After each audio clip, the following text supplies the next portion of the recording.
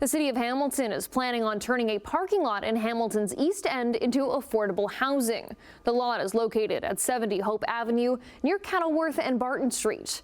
But there's some pushback from the community on this. Eric Viano has the story.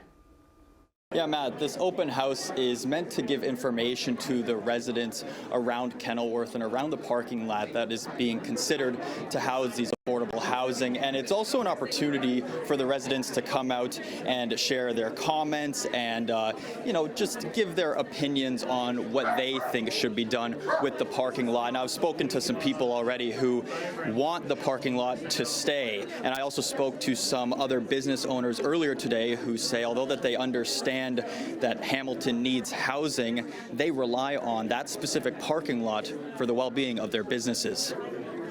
There's other places to put this. You have a street right now that's in need of help that not even a year ago, our Ward 4 councillor said she wanted to revitalize. And all of a sudden she's going to absolutely kill the street and kill all the small businesses by putting all this housing in our parking lot that we all use every single day. The parking lot located at 70 Hope Avenue is one of several municipal sites that were approved for review in 2023 to be considered a spot for affordable housing. The city says it wants to alleviate the pressure caused by the housing crisis. But multiple business owners on Kenilworth say without adequate parking, their businesses will face pressure. And they say street parking isn't enough. A weekend, it's impossible. Every business is using up the parking spots. People that visit their friends and families are using up the parking spots on the street. That's where the parking lot in the back comes into play. It's not that we don't want low-income housing. It's that we don't want it in the parking lot that supports all of the business on Kenilworth. Dave Sanders, the owner of Renegade Tattoo, says his clients are in his shop for hours at a time and use the parking lot for those sessions. They can't park out front.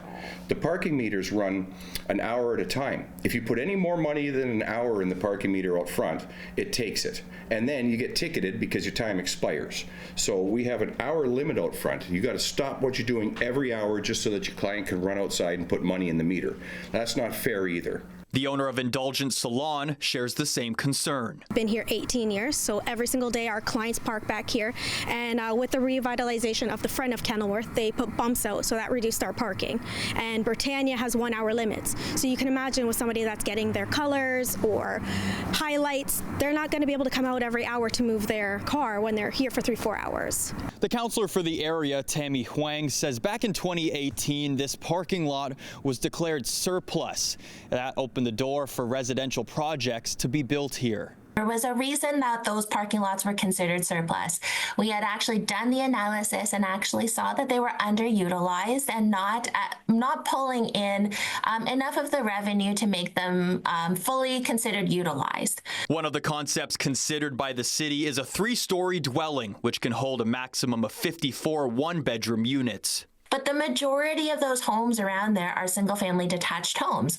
What if we could offer another option where we can say, what does townhouses look like? Could we feasibly put a bunch of townhouses there? It might be more in keeping with the style of the current residential homes over there. Now, people are filling out their comments here at this open house when it comes to this parking lot. Huang says it could take multiple months for any final decisions to be made. So for right now, for tonight, the city is going to consider them moving forward. Some people I spoke to here, they are not for the housing in the parking lots. They want the parking lots to stay. And I actually just spoke with a member of Habitat for Humanity. He actually wants the housing. He says that Hamilton needs the housing. So differing opinions here tonight.